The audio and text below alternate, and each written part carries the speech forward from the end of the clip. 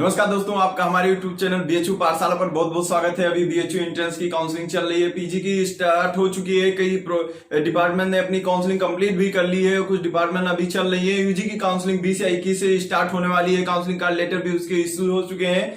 फिलहाल अभी हम एक बहुत ही इंपॉर्टेंट टॉपिक लेके आए हैं, बीएचयू बीए सब्जेक्ट कॉम्बिनेशन।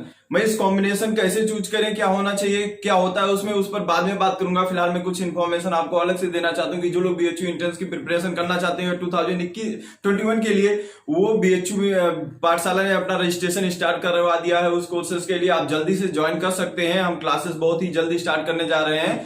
दूसरी चीज, जो काउंसलिंग है उसमें आप अपने सारे डॉक्यूमेंट्स रेडी रखिए। जो लोग काउंसलिंग करवाने जा रहे हैं, पीजी की चल रही है, जो करवा रहे हैं ठीक है, ऑफलाइन अगर आपको पहुंच सकते हैं तो ज्यादा बेटर है।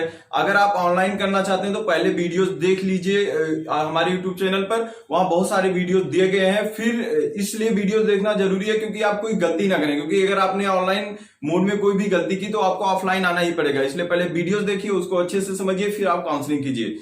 ठीक है, फिर हम आते हैं अपने इस टॉपिक पर, जो है BHU BA subject combination. Subject combination क्या होता है?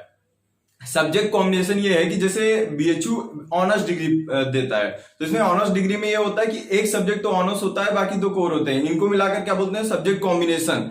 प्लस में बीएचयू बीए आर्ट्स और सोशल में आपको लैंग्वेजेस भी मिलते हैं पढ़ने के लिए। फिलहाल मैं उसको डेप्थ में समझाऊंगा, लेकिन मैं सबसे पहले बीए आर्ट्स के बारे में समझाता हूं, इधर फिर सोशल साइंस से मैं उसको थोड़ी बाद में समझाऊंगा। इसमें आप देख रहे हो कोर लिखा हुआ है, एक खाना लैंग्वेज का बनाया गया है।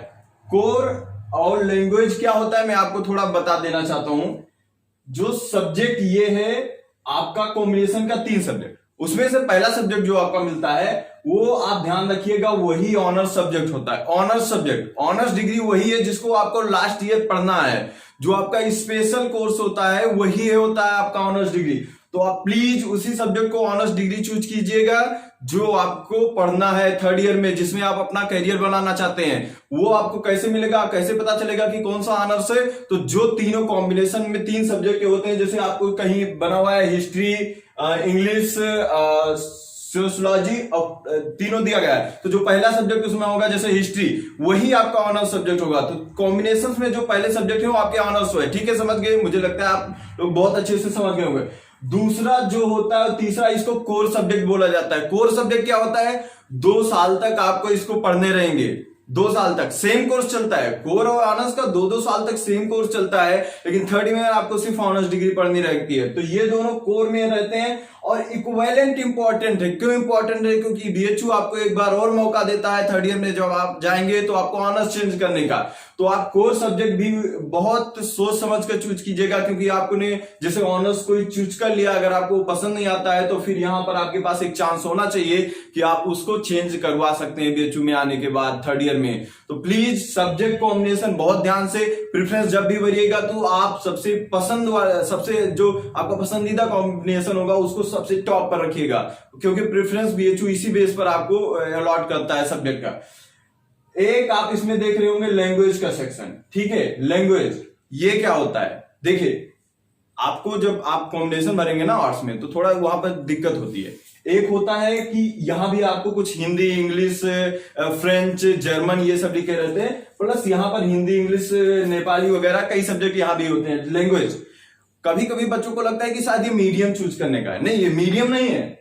ये बिल्कुल मीडियम नहीं कि आप इन सब्जेक्ट को किस मीडियम में पढ़ेंगे। मीडियम यहाँ को 2 चलता है, इंग्लिश मीडियम और हिंदी मीडियम। मतलब जो भी कोर्सेस है वो हिंदी और इंग्लिश दोनों मीडियम में पढ़ाए जाएंगे बीआर्ट्स में। बट ये जो लैंग्वेज होता है ना, ये क्या होता है कि जैसे यहां भी इंग्लिश, यहां भी इंग्लिश, तो दोनों में डिफरेंस क्या होगा? डिफरेंस ये होता है मेरे दोस्त कि ये लिटरेचर होता है, मेनली ये लिटरेचर का पार्ट होगा। जब आप ऑनर्स डिग्री लेंगे तभी इसमें आपको ग्रामर मिलेगा ऑनर्स फाइनल ईयर में, नहीं तो ग्रामर 2 साल तक नहीं मिलने वाला है। ये जो होता है ये मेनली ग्रामर बेस है। ग्रामर के साथ साथ आपको फिर जैसे ही आप जाएंगे अलग अलग क्लासेस में आप जाते रहते हैं, आप प्रमोट होते रहते हैं, आपको यहाँ भी लिटरेचर दिए जाते हैं, लेकिन बहुत बहुत कह सकते हैं लाइटली लिटरेचर होते हैं, उतने डेप्थ वाले नहीं होते। लेकिन इसमें जैसे आपने चूज कर लिया है इंग्लिश, तो इंग्लिश में आपको जैसे मर्चेंट ऑफ वेनिस हो गया, वो पढ़ना पड़ जाता है। और फिर कई ड्रामाज हैं उसको पढ़ने पड़ते हैं, नॉवेल पढ़ने पड़ते हैं, फिर आपको एसेज होते हैं वो पढ़ने पड़ेंगे। तो ये सब बहुत डेप्थ में है, तो प्लीज इसको बहुत सोच समझ कर चूज कीजिएगा। इनमें बेसिक डिफरेंस। और एक बात, जैसे यहां पर इंग्लिश, यहां इंग्लिश, तो आपने यहां इंग्लिश ले रखा है तो आपको यहां इंग्लिश नहीं मिलने वाला है। जो सब्जेक्ट आपको कोर में अलॉट हो गया वो लैंग्वेज में कभी अलॉट नहीं होता है। बेसिकली ये भी है कि जो लैंग्वेज आप पहला चूज करते हैं वो मिल जाता है, बशर्ते कि आपको कोर या ऑनर्स के रूप में वो अलॉट नहीं हुआ हो। ठीक है, अब हम आते हैं सोशल साइंस पर। बट सोशल साइंस में आने से पहले हम बता दें कि यार सोशल साइंस में डिफरेंस क्या है, क्योंकि दोनों के कॉमन इंटरेस्ट हो रहे हैं, इंटेंस हो रहे हैं, और देखने पर भी लगता है कि कोई डिफरेंस नहीं होगा बेसिकली, बट होता है। सोशल साइंस जो है उसमें लिटरेचर नहीं होते हैं, आपको कोई भी लिटरेचर नहीं मिलेगा। जैसे यहाँ पर French, German, Japanese, Hindi, English, Nepali, ये सब मिल रहे हैं, ये सब आपको सोशल में कोई भी नहीं मिलने वाला है। तो अगर आपका लिटरेचर में इंटरेस्ट है तो प्लीज आप आर्ट्स में एडमिशन कराइए, सोशल में कोई भी लिटरेचर नहीं मिलेगा। कॉम्बिनेशन जैसे मैंने कहा था, ऑनर्स कोर सेम यही होता है। जो कॉम्बिनेशन में 3 सब्जेक्ट है, पहला जो होगा वही ऑनर्स होगा आपका, ये जो होंगे 2 ये कोर के सब्जेक्ट बोले जाते हैं। सेम जैसे आर्ट्स में चलता था वही प्रोसेस यहां भी चलेगा। अब यहां पर आपको 2 दिख रहे होंगे, एक लैंग्वेज, एक एंसिलरी। प्लीज आप परेशान मत होइए, ये लैंग्वेज वही है जो यहां पर था, बट बेसिक डिफरेंस यहां भी है कि यहां पर कई सारे लैंग्वेजेस आपको मिल रहे थे, इंग्लिश, हिंदी, मराठी, नेपाली, और उसके बाद बहुत सारे हैं, कन्नड़ और तमिल, तेलुगु, ये सब मिल जाएंगे। बट यहां पर सिर्फ आपको 2 लैंग्वेज मिलने वाले हैं, क्या? हिंदी और इंग्लिश। आपको 2 ही साल पढ़ने रहेंगे। यहां पर आप जो लैंग्वेज पढ़ते हैं आर्ट्स में, वो 3 साल आपको पढ़ने पड़ते हैं, तीनों साल पढ़नेंगे। लास्ट ईयर में ऑनर्स डिग्री रहेगी और प्लस लैंग्वेज रहेगा। बट जो यहां का लैंग्वेज है सिर्फ 2 साल आपको पढ़ने रहेंगे, first year, second year.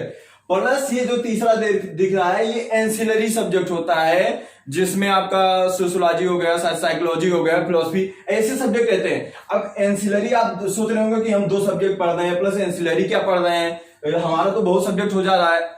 But आप ये ध्यान रखिए कि जो एंसिलरी होता है उसमें आपका सिलेबस कम कर दिया जाता है। जैसे कोर में आपको 5 चैप्टर्स पढ़ने हैं, एंसिलरी में क्या होगा, आपको 3 ही चैप्टर्स पढ़ने रहेंगे, बस सिलेबस सेम रहेगा, वही पढ़ना रहेगा। ये क्या होता है कि मेन कैंपस में आपको फर्स्ट ईयर या सेकंड ईयर पढ़ना रहता है, बट एफिलिएटेड कॉलेजेस में ये आपको सेकंड ईयर और थर्ड ईयर में मिलता है। तो जो मेन कैंपस में उनको तो फर्स्ट ईयर में ही चूज करना रहेगा, बट जो एफिलिएटेड में जाएंगे उनको सेकंड ईयर। तो अभी उनके लिए कोई यहाँ पर दिक्कत नहीं होने वाली है। प्लस में देखिए 2 चीजें अभी छूट रही हैं, दोनों में कॉमन थी इसलिए मैंने नहीं बताया। एक चीज, नंबर आप, ये सेमेस्टर वाइज होता है। देखिए कुछ जगहों पर क्या होता है कि वो मतलब एनुअली एग्जाम होते हैं, एनुअल एग्जाम होते हैं। यहां पर क्या होता है, सेमेस्टर एग्जाम होते हैं। सेमेस्टर लगभग 6 महीने में आपका एक सेमेस्टर खत्म हो जाता है। 3 साल में जो यूजी में है, इन दोनों में 6 सेमेस्टर आपके पढ़ेंगे, फर्स्ट सेमेस्टर, सेकंड सेमेस्टर, ऐसे और के 6। तो सेमेस्टर वाइज एग्जाम हो गए। अब सेमेस्टर वाइज एग्जाम में जैसे 4 पेपर यहां पर हो गए, मतलब 3 ये हो गए, 1 ही हो गया। तो देखिए इस जितने भी ये हैं इनके 2-2 पेपर होते हैं, तो 3 दूना 6 ये हो गया, प्लस 1 ये 7, इसके 7 पेपर आपके होंगे। ठीक है, टोटल इंटरनल और सेशनल मिलाकर, मतलब एग्जाम मिलाकर कुल 100 मार्क्स के होते हैं एक पेपर। ठीक है, ये जो होता है यहां पर 3 दूना 6, 1 7 1 8 पेपर यहां पे होंगे। तो आपको पर सेमेस्टर यहां पर 8 पेपर और यहां पर 7 पेपर देने रहेंगे। ठीक है, ईच 100 मार्क्स का होता है, प्लस यहां ग्रेड कार्ड बनता है।